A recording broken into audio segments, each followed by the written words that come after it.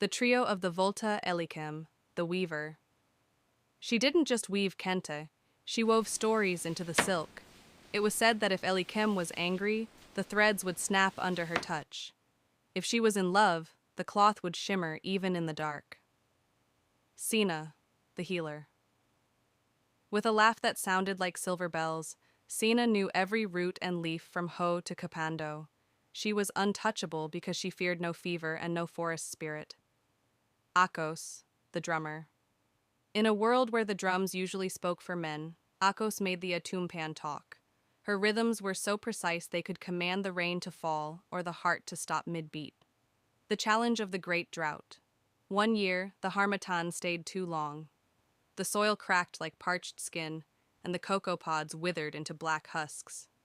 The village elders consulted the oracles, but the prayers remained unanswered. The water has retreated into the mountain, the elders sighed. Only the pure of heart and the strongest of spirit can call it back. But who would dare enter the cave of Agumatsa? The men looked at their feet. The cave was a place of shadows and ancient echoes.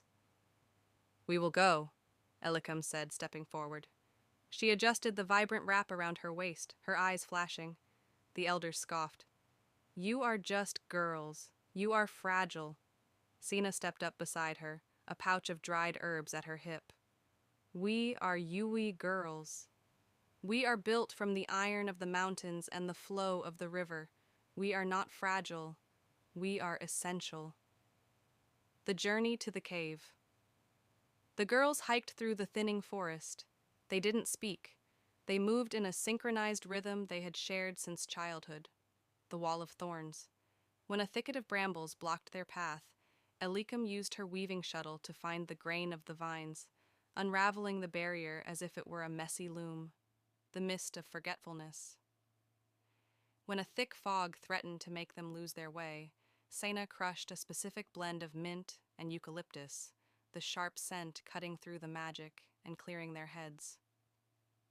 The silence of the mountain. At the cave's mouth, a heavy, oppressive silence sat like a physical weight. Akos took out her small hand drum. She began a heartbeat rhythm, the agbadza. The mountain didn't just listen, it vibrated. Akos increased the tempo, her hands a blur. The vibration shook the limestone walls, and deep within the earth, a dormant spring began to stir. Chatter. When the first trickle of water escaped the cave and began its journey back down to the village, the girls followed it, soaked and laughing. They didn't return as just girls. They returned as the guardians of the flow. From that day on, no one questioned their place. They were still called the untouchables, but the meaning had shifted. They were untouchable because they were a force of nature, 3U daughters who proved that when talent, heritage, and sisterhood entwine, even the mountains have to give way.